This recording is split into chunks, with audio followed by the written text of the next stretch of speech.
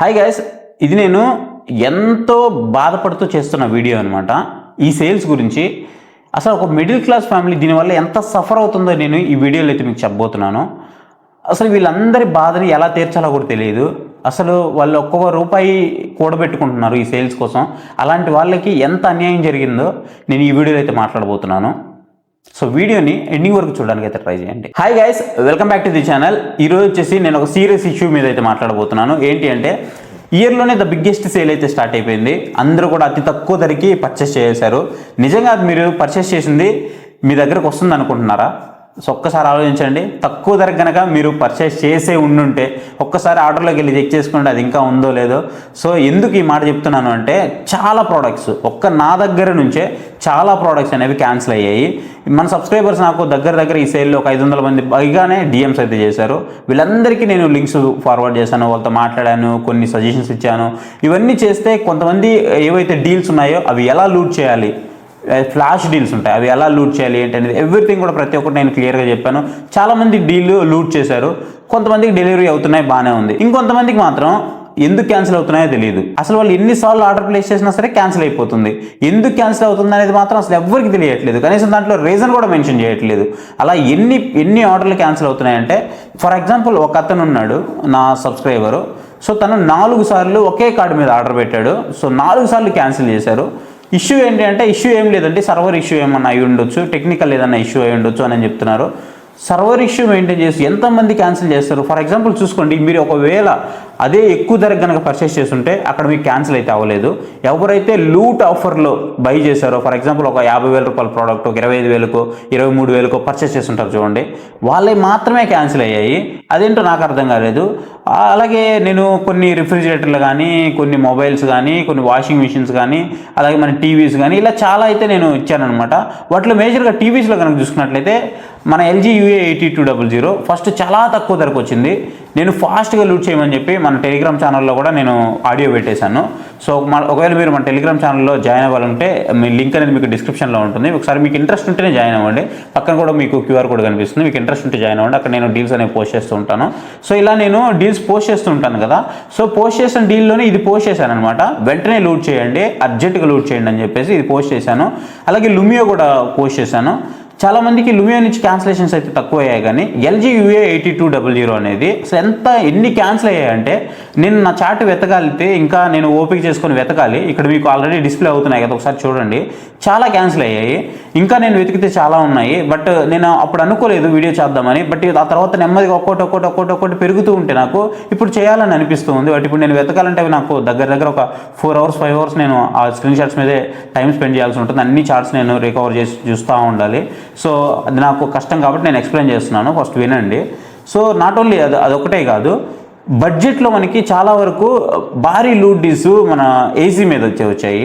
So వాటి మీద కూడా నేను వీడియో చేశాను. చాలామంది నన్ను అడిగారు, నేను టెలిగ్రామ్లో కూడా పోస్ట్ చేశాను. చాలామంది బై చేశారు.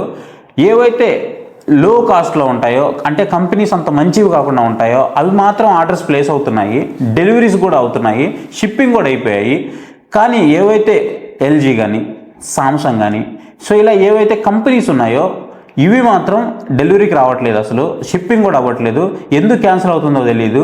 మనీ మాత్రం రీఫండ్ అవుతుంది అని చెప్తున్నారు. ఇంకొంతమందికి అయితే అసలు ఇక్కడ అన్నిటికంటే దారుణమైన విషయం ఏంటంటే, ఈ సేల్ అనేది బిగ్గెస్ట్ సేల్ అనేది చిన్న పిల్లోడికి కూడా తెలుసు. ఎవ్రీ ఇయర్లో ఈ సేల్ వస్తుంది, ఈ సేల్ అనేది బిగ్గెస్ట్ సేల్ అని.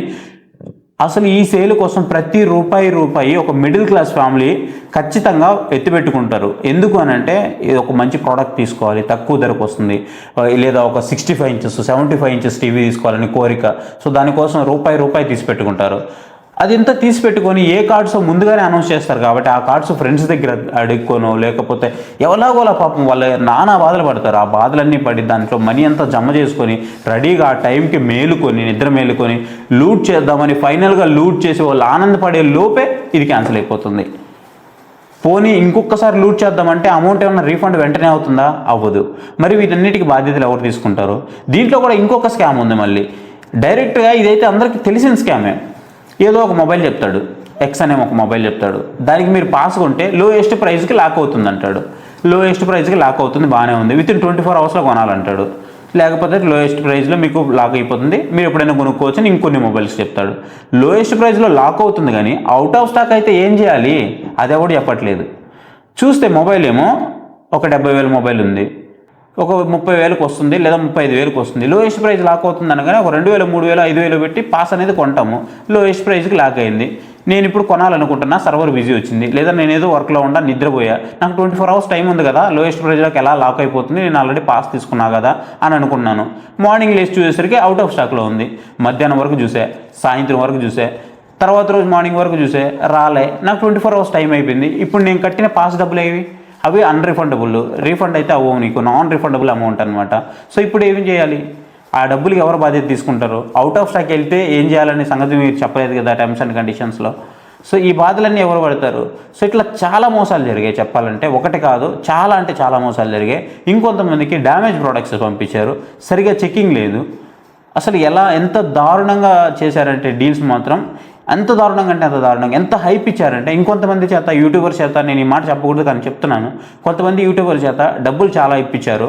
ఎంతంటే ఒక్కొక్కరికి 40,000, 50,000, చిన్న చిన్న యూట్యూబర్లకు కూడా 50,000, 60,000, ₹1,00,000.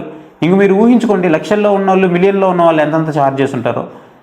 వాళ్ళందరి చేత ఇది సూపర్ డీలు, అదిరిపోయే డీలు, తోపు డీలు, మామూలు డీలు కాదు, చిరాకు డీలు. నేను కూడా చేశాను, బట్ నేను పెయిడ్ ప్రమోషన్ చేయలేదు, ఎందుకంటే నాకు రావు కూడా. ఏదో చాలా చిన్న ఛానల్, మనకి రావు కూడా. బట్ డీల్ వచ్చిందంటే ఇది డీల్ అని నేను చేశాను, ఎందుకంటే చెయ్యాలి, చేస్తేనే మనకు కూడా అఫిలియేట్ రెవెన్యూ జనరేట్ అవుతుంది. దాని ద్వారానే మనం అట్లీస్ట్ రికవర్ అవ్వగలం. నేను ఇప్పుడు ఇన్ని టీవీలు కొంటున్నా, నా ఓన్ మనీతో కొంటున్నా. ప్రతి టీవీ మీద నేను జిఎస్టీకి ముందు కొన్నా. ఇవన్నీ దగ్గర 17-18 టీవీలు ఉన్నాయి ఇప్పుడు నా దగ్గర స్టాక్.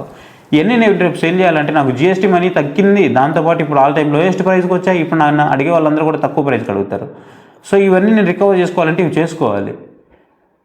ఇట్లా కాకుండా పెద్ద పెద్ద యూట్యూబర్లు అందరూ అది 30,000కి వస్తుంది, 20,000కి వస్తుంది అనేసరికి అందరూ ఎగబడిపోయి పాసులు కొన్నారు. మరి వాళ్ళ పరిస్థితి ఏంటి? ఎవరు వచ్చి అడుగుతున్నారు? ఒక్కసారి మీకు ట్విట్టర్ నాలెడ్జ్ ఉంటే ఒక్కసారి ట్విట్టర్లోకి వెళ్ళి చూడండి.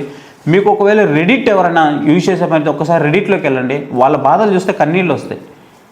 అంతా ఒకరి కింద ఒకరు, ఒకరి కింద ఒకరు, ఒకరి కింద ఒకరు. మేజర్గా ఇవి not only Flipkart, not only Amazon, రెండిట్లో జరిగాయి. రెండిట్లో క్యాన్సిలేషన్స్ జరిగాయి, రెండిట్లో మీకు ఇవి జరిగాయి. సో ఇంత దారుణంగా ఉన్నారంటే అంత దారుణంగా ఉన్నారు. ఇంకొక స్ట్రాటజీ ప్లే చేస్తున్నారు. ఇంకొక స్ట్రాటజీ ఏంటంటే, ప్రోడక్ట్ ఏమో తక్కువ ధరకు వస్తుంది, ఒక 15 నిమిషాలు ఉంటుంది, లేదా ఒక 1 hour ఉంటుంది. ఈ 1 hourలో బుక్ అవ్వచ్చు, బుక్ అవ్వకపోవచ్చు, అయితే క్యాన్సిల్ అవుతుంది, లేదా రీఫండ్ చేస్తాడు, లేదా పెండింగ్ వస్తుంది, పెండింగ్ అయ్యి తర్వాత క్యాన్సిల్ అవుతుంది, లేదా అవుట్ ఆఫ్ స్టాక్లోకి వెళ్ళిపోద్ది 1 hour తర్వాత చూసేటప్పటికి ఇది అవుట్ ఆఫ్ స్టాక్లో అలాగే ఉంటుంది. ఎప్పటి వరకు అవుట్ ఆఫ్ స్టాక్లో ఉంటుంది? 1 hour, 2 hours, 3 hours, 4 hours. మీకు సేల్ ముందు వస్తుందని తెలుసు కదా, ఎక్కువ సేల్ అవుతుంది తెలుసు కదా. ఆల్మోస్ట్ ఈ సేల్లో 1,00,000 కోట్ల నుంచి 1,20 కోట్లు, 1,30 కోట్ల వరకు సేల్ జరుగుతుందనేది అంచనా, ఎందుకంటే జిఎస్టీ చేంజెస్ వల్ల. సో అంత సేల్ జరుగుతుందని తెలిసినప్పుడు అన్ని కోట్ల రూపాయలు పెట్టి మీరు యూట్యూబర్స్ చేత, క్రియేటర్స్ చేత, ఇంతమంది చేత ప్రమోట్ చేయించినప్పుడు మీకు స్టాక్ అవైలబిలిటీ ఉండాలని తెలియదా? పోనీ నిజంగా అవైలబిలిటీ లేదా? నిజంగా అవైలబిలిటీ లేదా అంటే ఖచ్చితంగా ఉంది. అవైలబిలిటీ లేకపోతే మీకు ఇప్పుడు 1-2 days సేల్ అయిపోయిన తర్వాత వెంటనే సేల్లోకి మళ్ళీ వస్తుంది అది. బట్ అదే ప్రైస్కి తీసుకొస్తున్నారా? ఏదైతే సేల్లో వీళ్ళు ప్రైస్కి పెట్టారో ఆ ప్రైస్కి తీసుకొస్తున్నారా? తీసుకురావట్లేదు. ప్రైస్ అనేది మనకి చాలా వరకు పెరిగిపోతుంది. మరి దీనికి బాధ్యత ఎవరు తీసుకుంటారు? మరి అలాంటప్పుడు సేల్ పెట్టడం ఎందుకు? సేల్ ఇన్ని డేస్ అని అనౌన్స్ చేస్తున్నారు, మరి పెట్టడం ఎందుకు? అదే ఇప్పుడు ఎర్లీ యాక్సెస్ తీసుకున్న వాళ్ళు కూడా పాపం 1-2 hours మాత్రమే వాళ్ళకి హ్యాపీనెస్ కూడా. ఆ తర్వాత మళ్ళీ నార్మల్ పీపుల్ లాగే ఉంటున్నారు వాళ్ళు కూడా. మరి ఎర్లీ యాక్సెస్ తీసుకున్న వాళ్ళకి ఆఫర్స్ ఇస్తామని చెప్పినట్టు మేము ఓన్లీ ఎర్లీ యాక్సెస్ మాత్రమే ఈ సేల్ కండక్ట్ చేస్తున్నాం, నార్మల్ వాళ్ళకి కండక్ట్ చేయట్లేదు అని మీరు చెప్పాలి క్లియర్గా. నార్మల్ వాళ్ళకి కూడా ఉంటుంది సేలు, అది 1 day తర్వాత ఉంటుంది. అంటే 1 day తర్వాత నుంచి కూడా అందరూ ఏమనుకుంటారు? సో మనకి ముందు ప్రైజెస్ తగ్గుతున్నాయి కదా, సో ఏవైతే మనకి సోషల్ మీడియాలో మనం చూస్తూ ఉన్నామో అవే ప్రైజెస్ ఉంటాయి అని అందరూ డిసైడ్ అవుతారు. సో సేల్లోకి వచ్చి చూసేటప్పటికి మాత్రం మనకు ఆ ప్రైజెస్ అయితే కనిపించట్లేదు. మొత్తం డిఫరెంట్ సినారియో మొత్తం మారిపోతుంది. ఇప్పుడు ఎవరైతే ఈ కన్జ్యూమర్ ఉన్నారో వాళ్ళు ఏమనుకుంటారంటే, ఎవరైతే ప్రమోట్ చేశారో వాడిని తిట్టుకుంటారు, లేదా ప్లాట్ఫామ్ని తిట్టుకుంటారు. సో వీళ్ళిద్దరిలో ఎవరో ఒకరిని తిట్టుకుంటారు. తిట్టుకోవడం అయితే కామన్. సో మీకున్న ఆ ట్రస్ట్ ఏదైతే ఉందో ఆ ట్రస్ట్ పోతుంది దీనివల్ల. సో ఎంత డ్యామేజ్ జరుగుతుందంటే అంత డ్యామేజ్ జరుగుతుంది. దీనివల్ల మెంటల్ టెన్షన్ అన్నిటికంటే ముందు. ఇంకొంతమంది అయితే అసలు అవసరం లేని ప్రోడక్ట్లు కొనాలనే ఆత్రం. అసలు మన ఇంట్లో ఒక టీవీ ఉంటుంది, అయినా మనం టీవీ కొనాలి. మన ఇంట్లో ఒక మొబైల్ ఉంటుంది, అయినా మనం మొబైల్ కొనాలి. ఎందుకు కొనాలంటే తక్కువ ధరకు వస్తుంది కొనేసేయాలి, తక్కువ ధరకు వస్తుంది కొనేసేయాలి. ఫర్ ఎగ్జాంపుల్ నేనే ఉన్నా S24 అల్ట్రా.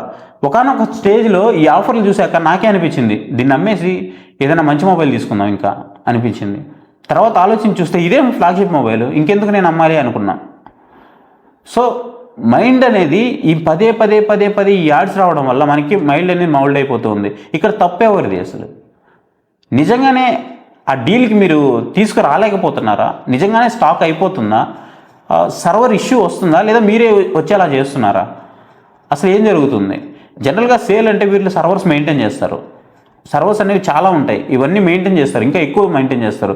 మీరు గమనిస్తే ప్రతి పెద్ద సేల్కు ముందు టీవీస్ కానీ మొబైల్స్ కానీ చాలా వరకు కూడా నాట్ ఓన్లీ ఒకటే కాదు, చాలా పెద్ద ప్రోడక్ట్స్ అన్నీ కూడా ఫస్ట్ అవుట్ ఆఫ్ స్టాక్లోకి వెళ్తాయి.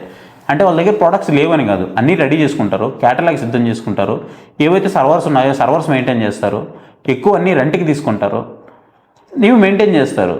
బట్ సేల్ స్టార్ట్ అయిన 1-2 అవర్స్ మాత్రం బాగానే ఉంటుంది, తర్వాత చూస్తే అసలు కదా ఏమీ ఆఫర్స్ కనిపించట్లేదు.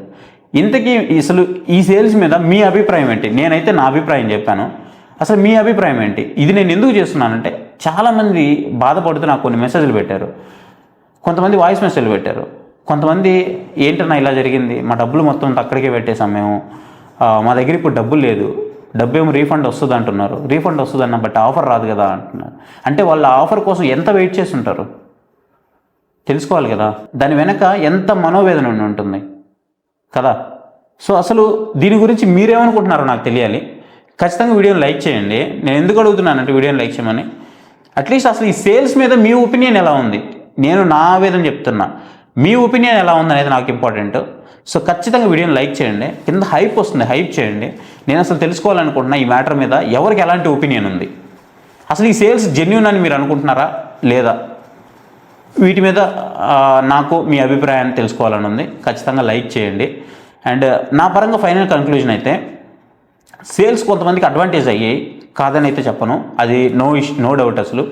కాకపోతే ఈ సేల్స్ అనేది అందరికీ అందట్లేదు అనేది నా ఒపీనియన్. మీకేమనిపించిందో కామెంట్ సెక్షన్లో అయితే కామెంట్ చేయండి. అసలు తప్పేవదంటారు? కన్జ్యూమర్స్దే తప్పంటారా, లేదంటే ఈ ఆన్లైన్ సైట్స్ తప్పంటారా, అసలు ఇలాంటి కంటెంట్ క్రియేట్ చేస్తున్న నాలాంటి యూట్యూబ్ కంటెంట్ క్రియేటర్స్ తప్పంటారా? అసలు మీ ఒపీనియన్ ఏంటి? మీరేమనుకుంటున్నారు? ఇవన్నీ కూడా కామెంట్ సెక్షన్లో కామెంట్ చేయండి.